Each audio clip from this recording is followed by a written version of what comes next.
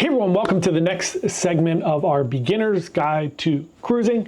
Today we're going to talk all about how to pick the right cruise line and the right cruise ship for you, because even within each of the cruise lines, there are some vast differences in the type of ships that you can go on. So let's talk about what things you should consider and what things may help you pick the right cruise ship and line for you. Let's go.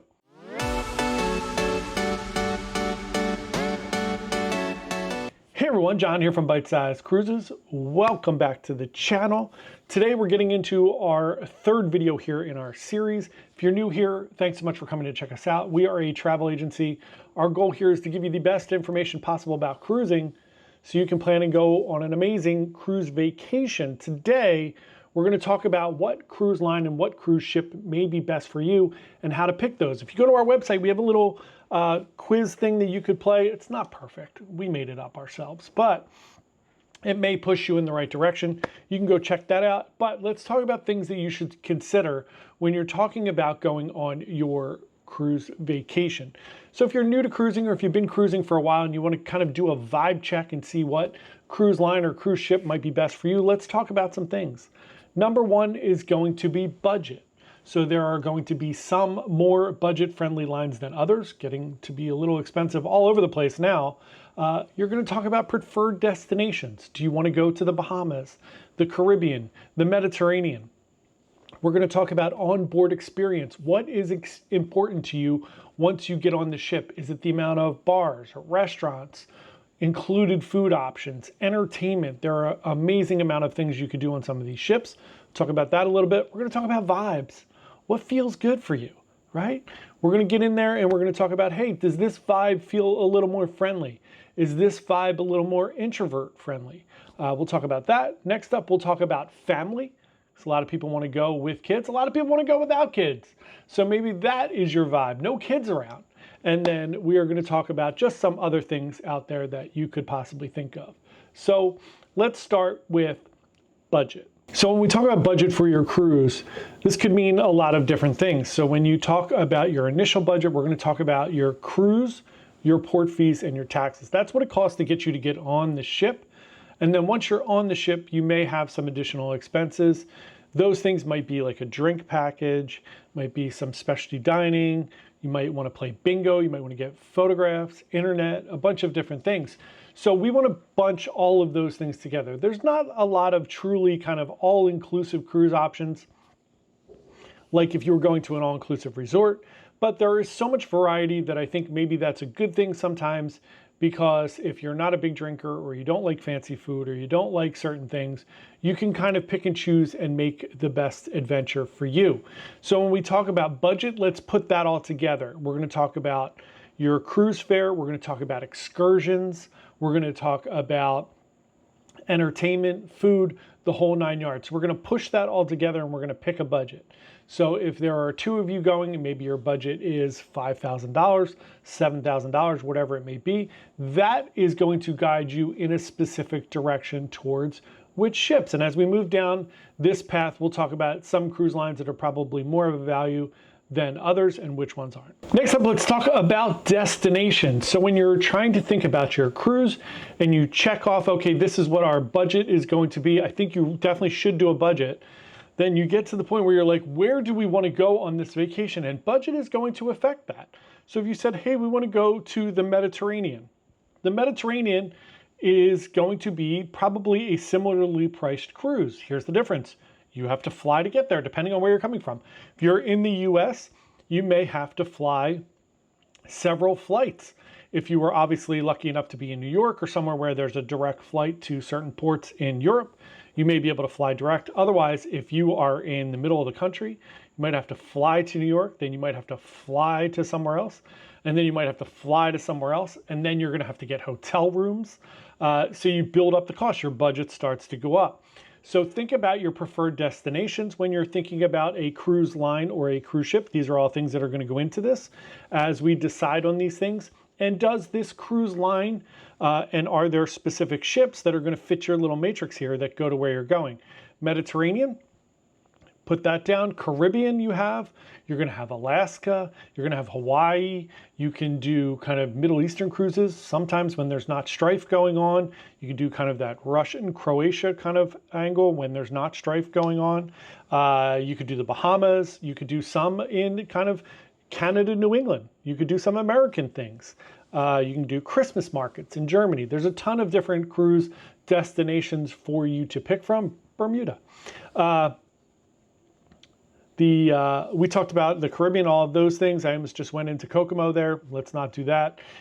Next up, let's talk about onboard experience. What are you looking for when you get on the ship? Are you strictly getting on a ship that's going to take you to an exciting, incredible destination like the Galapagos, like Alaska, like the Mediterranean, where you're basically going to be off of the ship all day, running around, seeing things, taking silly pictures where you're holding up the Leaning Tower of Pisa, whatever it may be? What are you looking for in your onboard experience? Do you want to get on the ship and be able to go on water slides or see amazing Broadway shows, ice skating, aqua theater shows? Or are you okay with just seeing like a lounge singer every night or having some dancing? Do you want to play bingo and trivia during the day? Do you want to do karaoke? Is it important that there's fancy restaurants on board for you to do specialty dining or really cool experiences? So those are things you want to think of as well. What's your vibe check when you get on a cruise ship? Do you want a super cool, like, kid-free zone?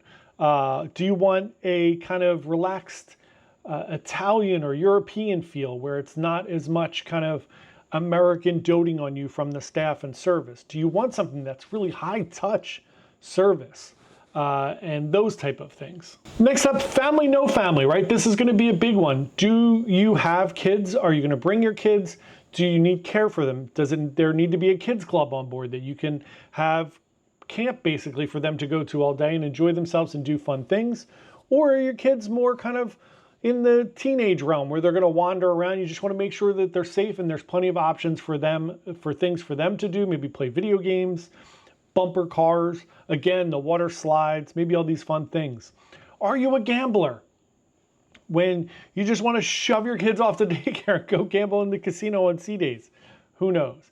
And then for me, the last thing is, what is your kind of feeling about? Are you more introverted? Are you looking for something that's going to be a little more quiet? Or are you looking to be the life of the party and maybe go on some type of a singles cruise or some type of curated group cruise where you're going to meet a lot of different people? So those are a lot of options right there. So now let's dig into all of the different cruise lines.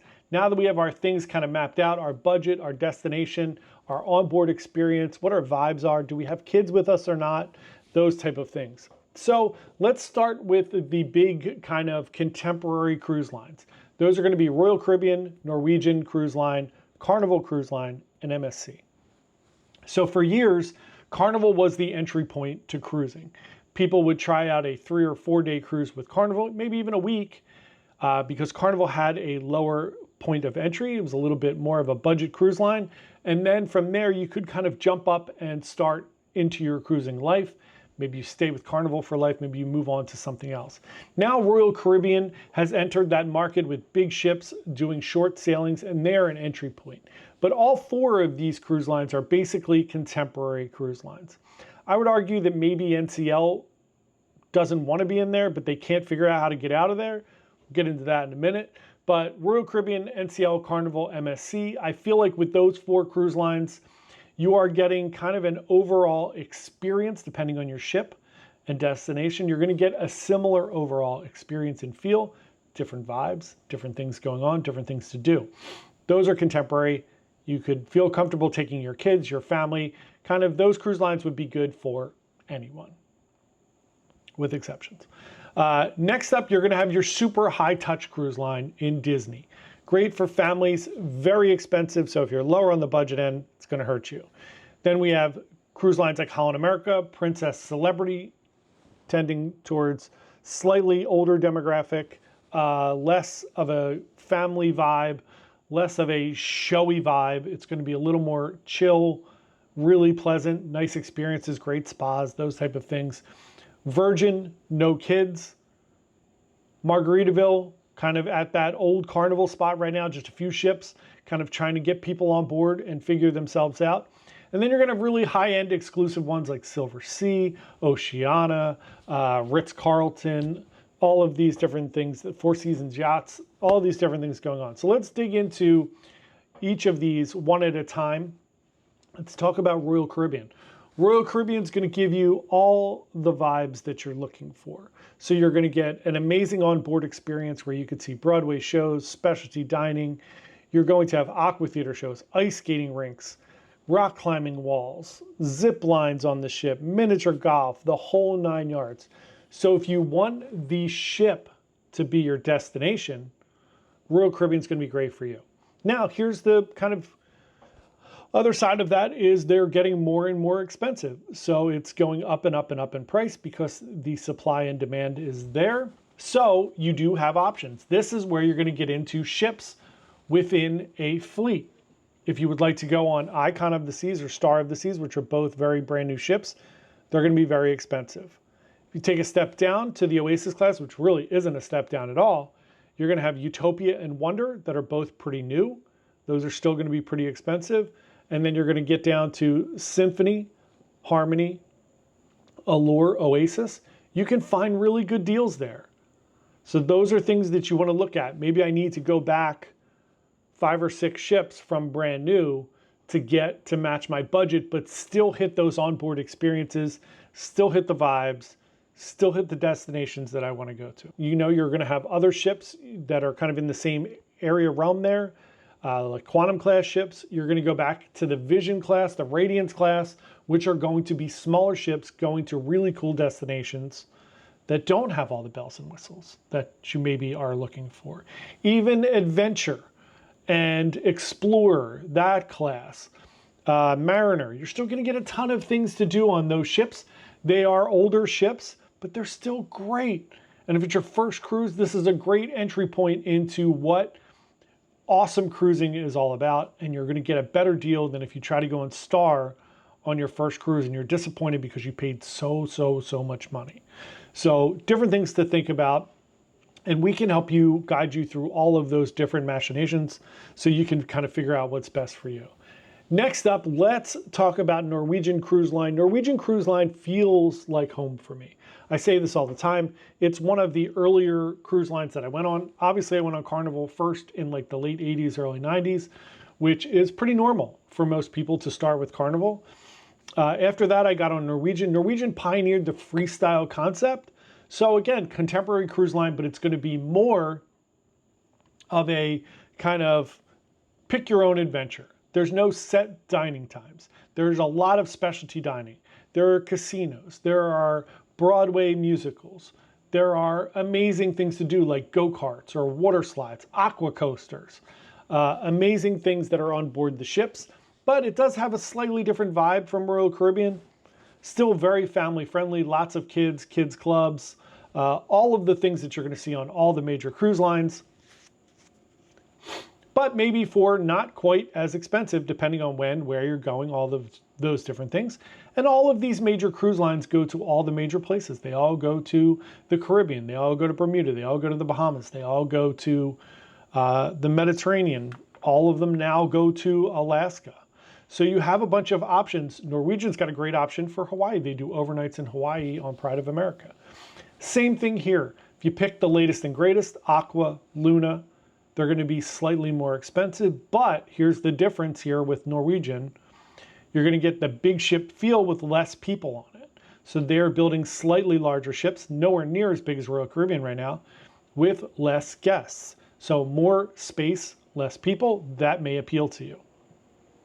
If you take a step back to Prima and Viva, the last two, goes down a little bit in price, but still get all the adventure, all the great things there.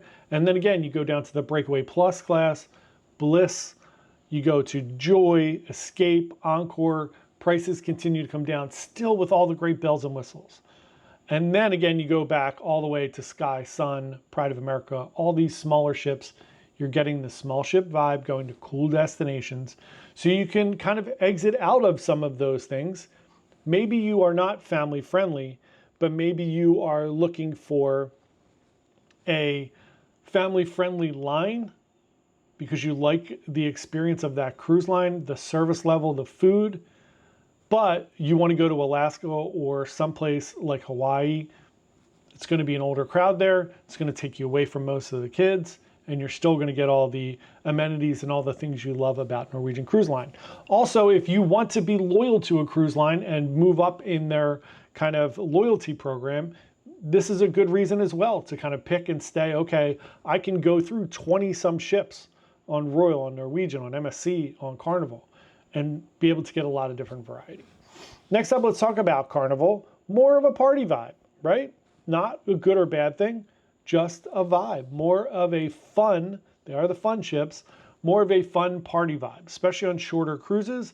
But they're building these massive Excel class ships with roller coasters, water parks, Guy's Burger on board, Shaq's Chicken, all these amazing fun things, again, with the Broadway style shows and a ton of amenities on board the ship. That's why I say these 4 lines are all very similar. It's just going to be slightly different vibes, slightly different feelings, what you like about different ships or the loyalty program that is going to lean you in one direction or the other. And last but not least, MSC in this realm, which is more of a European Italian vibe, a little more laid back, I would say. But as we get into these world-class ships with World America, World Europa, all of the bells and whistles, huge ships with sprawling things to do on board, tons of water slides, a little swing that goes out over the ocean, dry slides that drop down 10 decks, the amazing amenities that you're going to find on these ships, incredible suite experiences with butlers and private pools and all of these different fun things. So if it fits into your budget, you want a little more of a European vibe, going all the same places, same thing. You could start at World America and work your way back to Seascape, Seashore, still a ton of things to do, great casino experiences, to Meraviglia Grandiosa, where you're getting carousel shows and really fun things, and then all the way back to Divina, Magnifica, smaller ships that are going to go to more interesting places, maybe do a world cruise on one of these lines and really build up your loyalty points. Then we talked about Disney a little bit, which is your really high touch. It's the Disney experience. It is very expensive, but it is kid-friendly, family-friendly, and you're going to get these amazing experiences like Marvel at Sea, like meeting Disney characters, being able to watch all of the Disney movies and shows on board with Disney Plus. That may be super appealing to you. Maybe you want to go to Disney for a few days, leave out of Port Canaveral, jump right on a Disney ship, and just extend that experience. That is the perfect reason to choose Disney. Now let's talk about our little more adult-oriented lines like Holland America, Princess, and Celebrity. I'll kind of group those 3 together. Celebrity is more of like a chic adult one. They're owned by Royal Caribbean and slightly in its own category, but it's going to be very similar to the others as far as experience. They do have a lot of newer ships, which is great. You're going to get a little more of a luxury vibe here on all of these, really, because they have amazing food experiences. Really nice, I would say, classy entertainment. You're going to get sleek, luxurious looking ships, more looking like a super high class resort than a kind of kitschy cruise ship experience like Royal or Carnival is going to give you. So that is your Celebrity. You're going to get great food experiences. Holland America, incredible food, pioneered by Michelin star chefs. Princess, definitely Princess owned by Carnival, Holland owned by Carnival. Princess, you're going to get great technology on board, still going to great places, still can bring your kids on all of these lines. They're just going to skew a little more adult, and they're going to be going to more kind of like interesting places more often. Panama Canal, right? Those type of things. South America, a little bit more. We talked about Celebrity. Celebrity is really big with the Galapagos. So you're going to get these amazing experiences, so slightly elevated. However, what I will say is maybe not as expensive as you think. If you compare Royal and Celebrity now, they are way closer than they ever were before. It used to be much more expensive to go on Celebrity, and it's not anymore. When you add in amenities that you can add that make your experiences a little more all-inclusive, and both Princess and Celebrity offer you a kind of premium package that gets you much closer to all-inclusive. Princess has Princess Plus and Princess Premier. She's going to give you gratuities, some specialty dining, drink packages, the whole 9 yards. Celebrity has the similar type of package, kind of giving you an all-in package with your gratuities and drinks and some food as well. And then just a few on the outliers. Virgin, obviously, no kids, adult-oriented vibe. Not anything risque or anything, just a little more adult forward. Nobody under 21 on the ship. That might be perfect for you. Still in the kind of really good price point, same as all the other ones kind of there. May seem a little more expensive, but it's because your food and gratuities are included. The only thing not included are your drinks. And then we get to Margaritaville, which is an up and coming. They now have 3 ships that they're working on. It's going to be more of a party vibe there too. It's Jimmy Buffett. It's going to be a fun kind of middle-aged party crowd, I would say, on Margaritaville. And then you have your super high-end exclusive lines like Oceania, Regent, Silversea, Four Seasons, Ritz-Carlton, and there are levels in those as well that go up and up and up. This is just a few things to think about when you're picking the perfect cruise ship and the cruise line for you. This is another reason why I recommend talking to a travel agent. Travel agents, especially someone who's very well versed in cruising, will kind of sit down, have a conversation with you if you've never been on a cruise before, put your mind at rest about cruising, and give you all of these options, probably in a much shorter time than I just did, to kind of review with you what's important to you, and then to make some suggestions, show you some videos, and help you out. If you have any questions at all, please feel free to email me at jp@bytesizecruises.com, and I'm happy to answer your questions for you. It doesn't cost you anything at all.